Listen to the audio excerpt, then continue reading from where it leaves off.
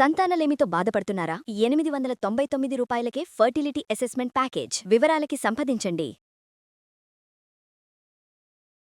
నమస్తే రమగారు. నమస్తే జయ. రమగారు, శ్యామల నవరాత్రులు మనం దేవీ నవరాత్రులతో పాటుగా కొంతమందికే తెలుసు అనుకుంటా నేను శ్యామల నవరాత్రులు కదండి. అసలు వీటి విధి విధానాలు ఏంటండి? సాధారణంగా ఇవి చెయ్యం మనం గుప్త నవరాత్రులు అంటారు. మనకి సంవత్సరంలో మనం ప్రముఖంగా చేసుకునేవి ఒకటి వసంత నవరాత్రులు, రెండోది శరన్నవరాత్రులు. ఇవి రెండు ఇంపార్టెంట్. అవును. వసంత నవరాత్రుల్లో మనం దేవి పూజ కంటే ప్రముఖంగా రామ పూజ నిర్వహించుకుంటాం. ఈ ఆశ్వేజ నవరాత్రులు, దేవీ నవరాత్రులు 9 రోజులు మనం పూర్తిగా అమ్మవారికి అంకితం చేస్తాం. ఇవి కాకుండా ఇంకొక 2 నవరాత్రులు చేసుకుంటారు. అందులో ఇదొకటి మాఘమాసంలో వచ్చేటువంటి ప్రతిపత్తు పాడ్యమి నుంచి నవమి దాకా శ్యామల నవరాత్రులుగా చేస్తారు. ఆషాఢంలో వారాహి నవరాత్రులు చేస్తారు. అది కూడా మనం చెప్పాం. అవును. అయితే వీటిని గుప్త నవరాత్రులుగా చెప్పబడుతుంది. ఇది అందరూ చేసుకునేది కాదు, అందరూ చెయ్యరు. ఒకవేళ చేసినా మనం అందరం చేసుకునే నవరాత్రుల్లో చేసినట్టుగా అందరినీ పిలిచి ధూమ్ధామ్గా చేసుకునే వ్యవహారాలు కావు ఇవి. అది చెయ్యరు. గుప్త నవరాత్రులే వీటి పేరు. ఇది నార్త్ ఇండియాలో ఎక్కువగా చేయబడతాయి. మనకంటే వాళ్ళు ఎక్కువ చేస్తారు.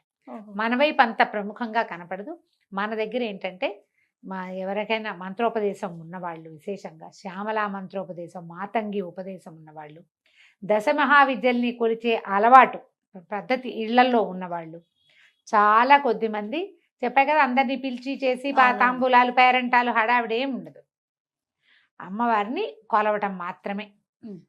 ఈమెకి విశేషమైన కొలువులు చేసుకుంటారు. మంత్ర పునశ్చరణ విపరీతంగా చేస్తారు.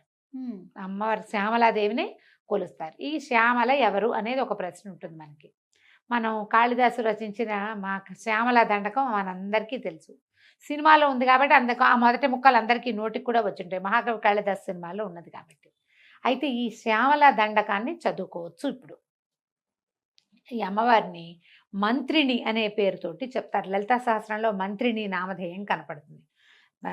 త్రిపుర సుందరి యొక్క మంత్రివర్గంలో అమ్మవారు అన్నమాట. ఈవిడ పరివార శక్తి.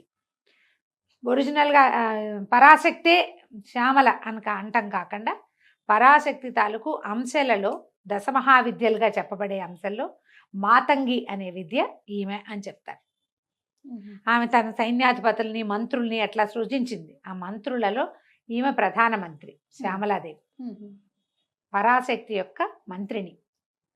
ఈవిడ మతంగ మహామునికి కుమార్తెగా జన్మించిందట. అంచేత ఈమెని మాతంగి అంటారు. మాతంగి మధుచాలిని అపాఖ్యాలు తెలుసు. అమ్మవారి ఈమె మాతంగి. ఎట్లా ఉంటుందంటే చక్కగా ఆకుపచ్చని అంటే ఎలా ముదురాకు పచ్చ రంగు వర్ణంతో కనపడుతుంది మనకి. శ్యామల స్వరూపం అనగానే ఎర్రని వస్త్రము ఆకుపచ్చగా కనపడుతుంది. అంటే నలుపులోకి చేరికగా ఉన్న ముదురాకు పచ్చ రంగు వర్ణ ఛాయ, వీణ వాయిస్తూ ప్రత్యేకమైన స్వరూపంలో ఇట్లా ఉజ్వలంగా ఉన్న ముఖము ఎంత బాగుంటుందో అసలు ఆ పిక్చర్ ఊహిస్తేనే బాగుంటుంది. అది కూడా ఈ మాణిక్య వీణాముపలాలయంతి శ్లోకం వల్లే దీన్ని సృజించారనమాట. ఈ స్వరూపాన్ని ప్రత్యేకమైన స్వరూపంలో ఉంటుంది. ఈమె జ్ఞానప్రదాత, విద్యాప్రదాత. కాళిదాస మహాకవికి అక్షర జ్ఞానం లేని వాడికి కావ్యాలు రాయగలిగే ప్రజ్ఞనిచ్చింది ఈ తల్లి. ఈమెని ప్రసన్నం చేసుకుంటే మనకి ఎలాంటి సమస్యలు ఉన్నవాళ్ళు ఈ నవరాత్రులు చేసుకోవచ్చు. నవరాత్రులు 9 రోజులు 9 రకాల రూపాలతోటి అర్చింపబడుతుందట అమ్మ. ఎవరికైతే ఆ మంత్రం ఉందో, ఈ విధానం అలవాటు ఉందో వాళ్ళు చేసుకుంటారు. మనలాంటి సామాన్యులకి అంత వ్యవహారం అక్కర్లేదు. పిల్లలకి చదువులు రాకపోయినా, చదువుల్లో సగమయ్యి మిగిలిన సగము ఎప్పటికీ కాకపోయినా, ఏ సమస్య వల్ల ఆగిపోతే, ఏ సమస్య వల్ల ఇది ఆగిందో తెలియని వ్యాపార సమస్యలు, ఇలాంటివే ఏ రకంగానూ జ్ఞానం సంపాదించుకోలేని సమస్యలు, ఎలా సాల్వ్ అవుతుందో అర్థం కాని ప్రాబ్లమ్స్, ఏదైనా అద్భుతమైన సలహా కావాలి, అది మనకి ఎక్కడి నుంచి రాదు. అలాంటప్పుడు ఈ శ్యామల నవరాత్రుల్లో అమ్మవారిని అర్చిస్తే విశేషమైన ఫలితం లభిస్తుంది. దీనికి ఏం చేయాలి? అర్చనకి మన ఇంట్లో ఉన్న ప్రతిమా విశేషమే అమ్మవారిది ఏ స్వరూపం ఉన్నా పెట్టుకోవచ్చు. శ్యామలాదేవిది చిన్న ఫోటో ఏదైనా తెచ్చి పెట్టుకోవచ్చు. శ్యామల అంటే మనకు క్లియర్గా కనపడుతుంది. ఉజ్వలమైన ముఖకాంతితోటి, వీణతోటి ఉండేటువంటి స్వరూపం. ఒక రకంగా సరస్వతి స్వరూపం అని కూడా మనం చెప్పచ్చు. ఒక రకంగా సరస్వతి శాంతమూర్తిగా కనపడుతుంది. శ్యామలది డిఫరెంట్గా ఉంటుంది స్వరూపం. కానీ ఆవిడ జ్ఞానప్రదాతే, ఈవిడ ప్రదాతే. ఈ 9 రోజులు మనం అట్లా చేసుకోవచ్చు. ఒక పటం తెచ్చి పెట్టుకోవటం. శ్యామలకి మనకి అష్టోత్తరాలు అవి దొరుకుతాయి, ఓకే. కనపడుతున్నాయి. తర్వాత అదని చదువుకోవటం. రాజశ్యామల, రాజమాతంగి, ఈ పేర్లు వింటున్నాం. ఇప్పుడు ఇది వరకు లేవు జయ. ఇప్పుడు బాగా రాజశ్యామల హోమాలు అవి బాగా విశేషంగా వింటున్నామండి, అవును. ఎక్కడా పని అవ్వదు, పిల్లల చదువులు పని అయిపోతుంది. అలాంటప్పుడు ఈ రాజశ్యామల హోమం చేసుకోవచ్చట. రోజు మీరు చక్కగా శ్యామల దండకం చదువుకోండి. ఓకే. ఈమెకి ముదురు ఆకుపచ్చ రంగు ఇష్టం. ఆకుపచ్చని వస్త్రం ధరించండి. ఒకరోజు చేసుకుంటాం, ఒక్కరోజే చేస్తాం. పోని నవమి నాడు చేసుకోండి, అష్టమి నాడు చేసుకోండి. 9 రోజుల్లో ఒక రోజైనా చేసుకోవచ్చు. 9 రోజులు మీరు శ్యామల దండకం చదువుకుంటే అధికస్య అధికం ఫలం. ఆకుపచ్చని పండు నివేదన పెడితే మంచిది. ఓహో. జామకాయలు, నారింజకాయలు, ఇప్పుడు కమలాలు కూడా ఆకుపచ్చ రంగులో వస్తాయి. రేగుపళ్ళు, ఆకుపచ్చటి రేగుపళ్ళు వస్తాయి. అలాంటివి నివేదన చేస్తే చాలా మంచిది, మంచి విశేషమైన ఫలితం లభిస్తుంది. నారింజలు చాలా ప్రీతి అని చెప్తారు. నార్త్ ఇండియాలో నారింజకాయలు వెతుక్కుంటారట ఈ రోజుకి. ఈ 10 రోజుల్లో వాళ్ళు ఏం చేస్తారంటే చండీ పారాయణ చేసే అలవాటు కొన్ని చోట్ల కనపడుతుంది మనకి. చండీ పారాయణం అంటే చండీ దుర్గా సప్తశతి అని చెప్తాం కదా, చండీ అది పారాయణ చేయటం, చదువుకుంటూ వెళ్ళటం. అది ఎట్లా అంటే అసలు ఆపకుండా చదువుతారు. ఓ 3 గంటలు నేను చదువుతా, నాకు అవుతుండగా ఇంకోళ్ళు వచ్చి కూర్చుంటారు. ఆ తర్వాత 3 గంటలు వాళ్ళు చదువుతారు. అఖండ చండీ పారాయణం చేస్తారు.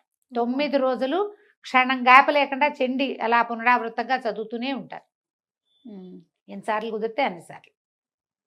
మనం అఖండ చండీ పారాయణాలు అవి మన వల్ల కాదు.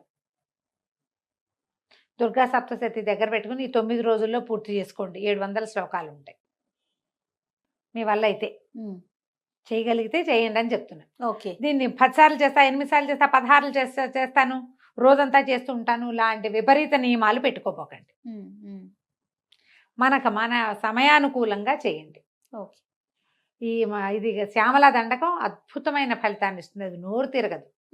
నిదానంగా చదువుకోవాలి. అసలు ఎన్ని పెద్ద పదాలు కలిపిన సమాసము, అది ఇంత పెద్ద సమాసం. 3 లైన్లు రాస్తే కానీ సమాసం పూర్తవుతుంది. అది ఎక్కడ ఆపాలో తెలియదు, ఏ పదాన్ని ఎలా విరవాలో తెలియదు. మీ వల్ల అంత కాకపోతే ఇంకా సులువు చెప్తాను.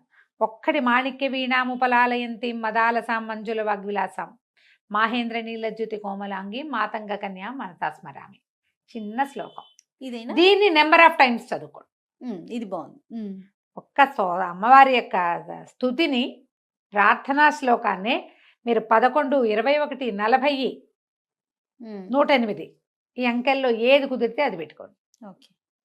మాల పెట్టుకుని మాలతోటి 108 సార్లు చేసినా కూడా మీకు మంచిదే. ఆమెను స్మరించాలి.